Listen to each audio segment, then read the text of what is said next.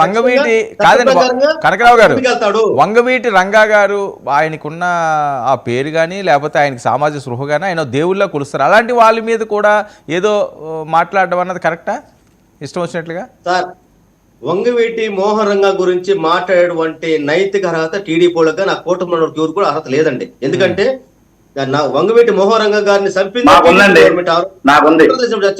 అందువల్ల ఏంటంటే ఈ రోజు అలాంటి కూటమితో పొత్తులో ఉన్నటువంటి బీజేపీ, టీడీపీ, జనసేన వాళ్ళు ఎట్లా మాట్లాడారంటే రంగా గారి గురించి. అందువల్ల ఏంటంటే రంగా గారు అనేటువంటి ఒక పేద ప్రజల వామపక్ష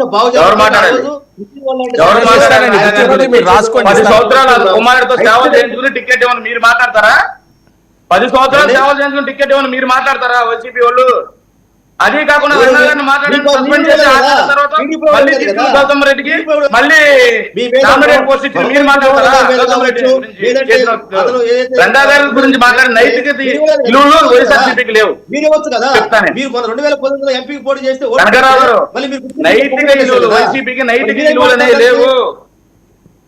ఓకే, ఆయన గౌతమ్ రెడ్డి ఎందుకు సస్పెండ్ చేశారు పార్టీ నుంచి చెప్పండి? రాధా గారికి గౌతమ్ రెడ్డిని ఎందుకు సస్పెండ్ చేశారు? రాధా గారికి జగన్మోహన్ రెడ్డి ఇచ్చినటువంటి ప్రియారిటీ. చెప్పండి. అందువల్ల ఏంటంటే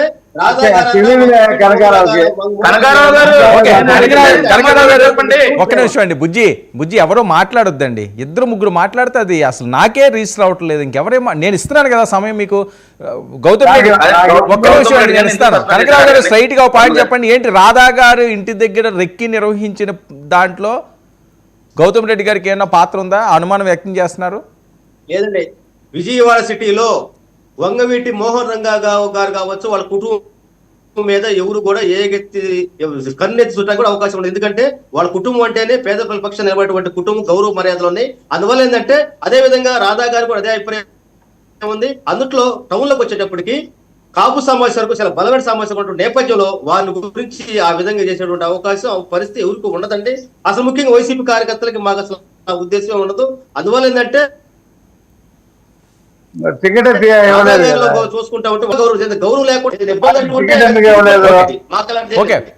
కనకరావు గారు మీరు కొద్ది సిగ్నల్ లోకి రండి, మీరు ఇస్తాను. రఫీ గారు ఏంటి గౌతమ్ రెడ్డి గారు గౌతమ్ రెడ్డి గారి లేల్లో ముద్రగడ పద్మనాభం గారి లేఖలో ఆ ముద్ర ఇందాక బుజ్జి గారు చెప్తున్నాడు, ఏదో అమావాస్య పూర్ణానికి ఆయనకి ఏదో మానసికంగా ఏదో మార్పులు జరుగుతుంటాయని చెప్పేసి అందులో భాగంగా రాశాడు అంటున్నారు కదా.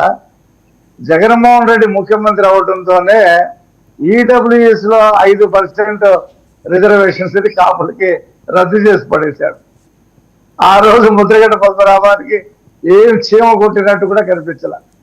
ఆ 5 సంవత్సరాలు ఈడబ్ల్యూఎస్ రిజర్వేషన్ కాపులకి 5% ఇంప్లిమెంటేషన్ అయి ఉంటే కాపు విద్యార్థులు యువకులకి ఎంతో మేలు జరిగేది. మేము దాన్ని పునరుద్ధరిస్తాం, త్వరలోనే పునరుద్ధరిస్తాం. అదే మేము ఇచ్చిందే కాబట్టి. ఇక ముద్రగడ్డ పద్మనాభం ఏనాడు జగన్మోహన్ రెడ్డిని కలవాలి. బాబు ఆయన ఏదో జగన్మోహన్ రెడ్డి ఆయనకి ఏదో రాజ్యసభ వాళ్ళ అబ్బాయికి ఎమ్మెల్యేనో ఏదో ఇస్తాడని చెప్పి తిరిగాడు అన్నారు. ఆ మొండి చేసి చూపించాడు, రాజ్యసభ సీట్ కూడా ఇవ్వాల. ఇక ఆ తర్వాత ఇక ఆయనకి ఆ ఆవేశం, అదే ఆ పౌర్ణమి అమావాస్యకి ఏదో తేడా వస్తుంది కదా బుజ్జి గారు చెప్పినట్టు. అప్పుడు ఒక ఛాలెంజ్ చేశారు, ఏమని పవన్ కళ్యాణ్ గారు కనుక గెలిస్తే నేను నా కులం నన్ను చెప్పనే బాబు, పవన్ కళ్యాణ్ గారు కనుక గెలిస్తే ఆయన ఓడిపోతాడు పెద్ద ఎత్తున, గెలిస్తే మాత్రం నేను కులం మార్చుకొని రెడ్డి అని పెట్టుకుంటా అని చెప్పి ప్రకటించాడు. దాని ప్రకారంగానే కలెక్టర్కి అప్లై చేసుకొని నేమ్ చేంజ్ చేసుకున్నాను. ఇప్పుడు ఇంత కనకరావు ఆర్గ్యుమెంట్ చేస్తున్నాడు, ఏ కులం వాడైనా ఏ పేరైనా పెట్టుకోవచ్చు, శాస్త్రి పెట్టుకోవచ్చు, ఎస్సీలు శర్మ పెట్టుకోవచ్చు. ఎప్పుడు అది చిన్నప్పుడు పుట్టినప్పుడు పెడితే